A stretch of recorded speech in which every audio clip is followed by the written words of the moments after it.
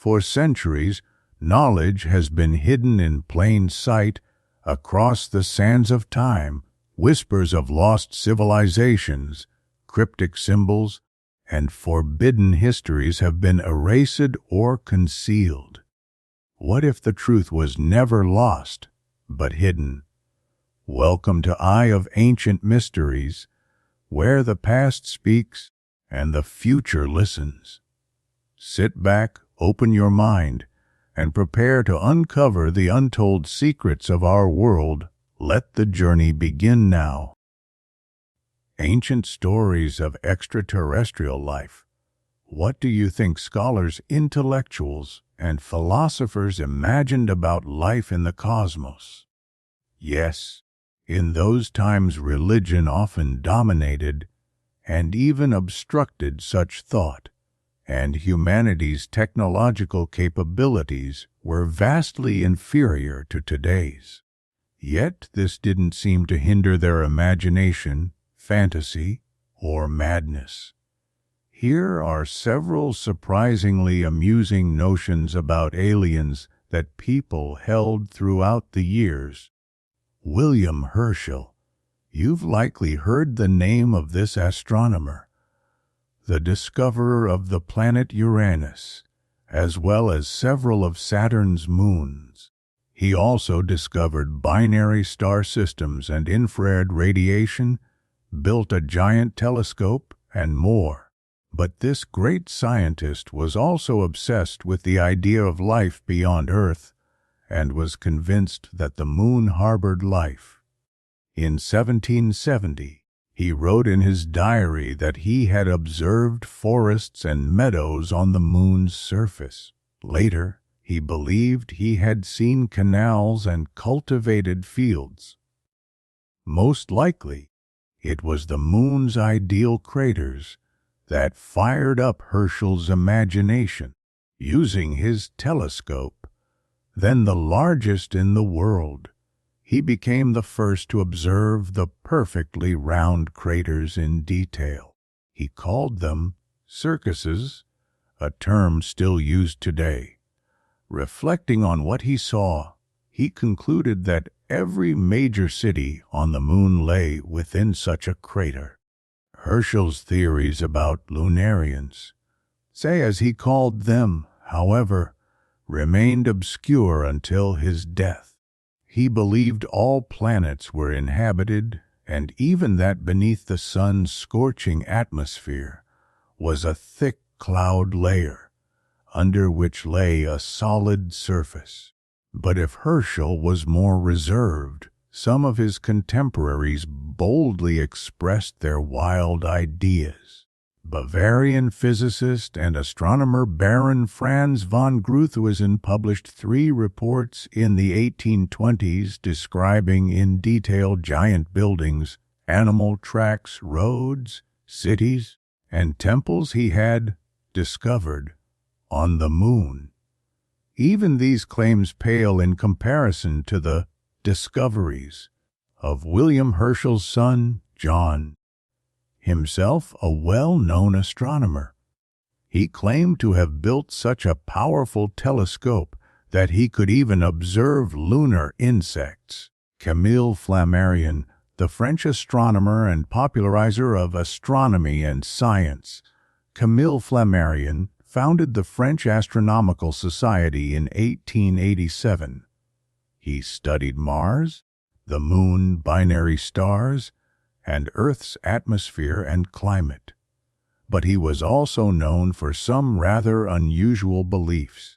Monsieur Flammarion supported Giovanni Schiaparelli's famous theory of Martian canals, which caused a massive stir in the late 19th century when astronomers observed a strange network of straight lines on the red planet's surface. These so-called canali later turned out to be mere optical illusions, but Flammarion firmly believed they were of artificial origin and tried to refute the astronomical elite's counterarguments.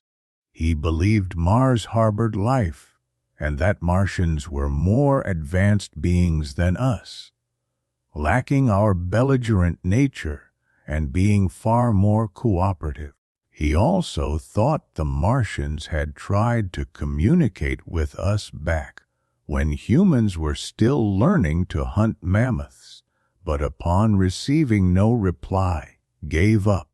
Mormons and their moon people. There are many stories tied to Mormon beliefs about life on other worlds, some well known, others less so. The most famous, often used by critics of the faith, is the claim that Mormonism's founder, Joseph Smith, believed the moon was inhabited by living beings. These moon dwellers were dressed like Quakers and lived for 1,000 years. This story was detailed by a Mormon named Oliver Huntington and published in his newspaper in 1881. In truth, there is no definitive proof or records confirming exactly what Joseph Smith believed or whether the story was fabricated, but the possibility that belief in moon inhabitants was real remains high. Cosmological teachings from Islam, extraterrestrial life, was also a topic of interest among Arab scholars during the Islamic Golden Age. The great philosopher and scientist Avicenna wrote a story about a hero named Absol who traveled to worlds far beyond Earth's bounds. According to his allegorical vision, there were 9 heavenly kingdoms, each inhabited by different beings.